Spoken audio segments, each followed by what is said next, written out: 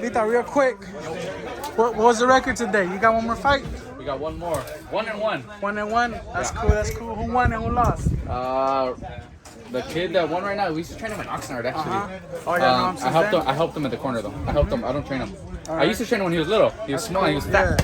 Now he's big as shit. And then we lost the other one, Raymond. It was his first amateur fight. That's cool. What's next for our GBA? Everybody wants to know about Bam Rodriguez. We got fights next week, 2 weeks, March 26th in Vegas. Arturo Cárdenas from Saguayo, Michoacan. He's fighting on the Berchel card. Oh, okay. He's 2-0, 2 knockouts. He'll be fighting on the Berchel card. Then we have April 9th, I think. We have like 4 guys fighting in the on the Costa Mesa. Busy. Bam, we don't know. Bam, I heard Eddie Hearn talking about how they want to do a double header in San Antonio. Yeah, they want him to fight Sorong Visay, but you know that I don't think he'll fight him. His promoter, Mr. Honda, he wants him to go back down and weight. He didn't want him to fight to begin with at 115 against the Cuadras.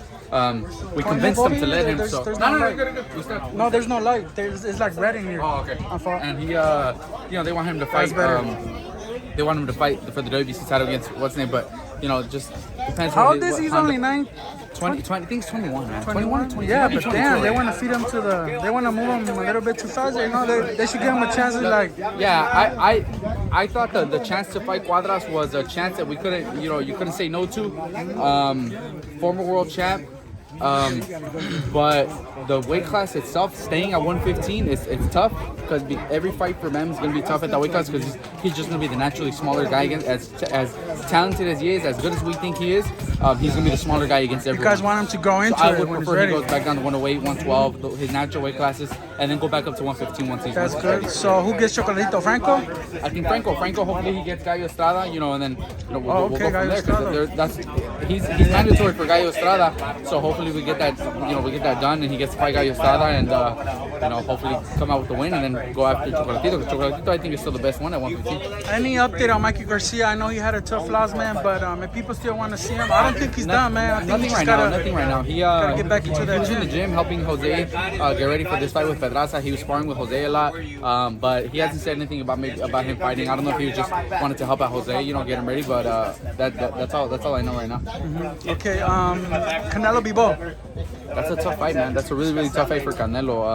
I think so. Yeah. Why is that? The style wise, just because he's the way Caleb plans. Some of these guys try to move, and Bivol does it better than all of them. He's naturally bigger than all of them. He's got a better jab. He's stronger than them. So it's like him fighting, these guys that he fought at 168, but just bigger, stronger, just better overall. I think Bivol beats Caleb Plant, beats all those guys too. He's a lot better than all of them. It's the style. It's just a difficult style. I think he would have had an easier time fighting, some other guys, but that's like cool. People were preferring Charlo or Benavidez. I think he knocked out Charlo. I think he beats David, but I think David is up there with Bivol. I think that's probably the toughest. Turns out giving him a tough fight. Yeah. I think he would have knocked out Charlo. I don't think Charlo, especially the way he looked in his last fight, I don't think he would have been able to hang in there with Canelo. Even though those fights are great fights, those are all fights that we would want to see. And whatever I say, I could say I think all this, but we want to see it actually happen. Yeah. You know what I mean?